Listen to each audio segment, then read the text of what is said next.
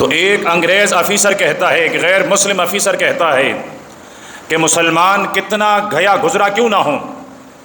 اخلاقی اعتبار سے وہ کتنا تباہ حال کیوں نہ ہو، اپنے ایمان کے حالت سے وہ انتہائی کمزوری کی حالت پر کیوں نہ ہو، لیکن ہر مسلمان سے ہمیشہ ہمیں دو چیزیں ڈرائی رہتی ہے، دو چیزوں کا ڈر ہمیشہ ہمارے دل میں رہتا ہے۔ ایک مسلمانوں کی خلافت، اس سے ہمیں ہمیشہ ڈر محسوس ہوتا ہے کہ جب بھی مسلمانوں کے پاس خلافت رہے گی تو ہم غیر مسلم سکون کا سانس نہیں لے سکیں گے۔ اور دوسرے نمبر پر، جب کسی بھی مسلمان کے دل میں جہاد کا شوق، یہ اگر کسی کے مسلمان کے دل میں دبی ہوئی ایک چنگاری ہوتی ہے، کہیں بھی بڑک سکتی ہے، کہیں بھی اس کو بڑھایا جا سکتا ہے، تو ہمیں ہمیشہ ان دو چیزوں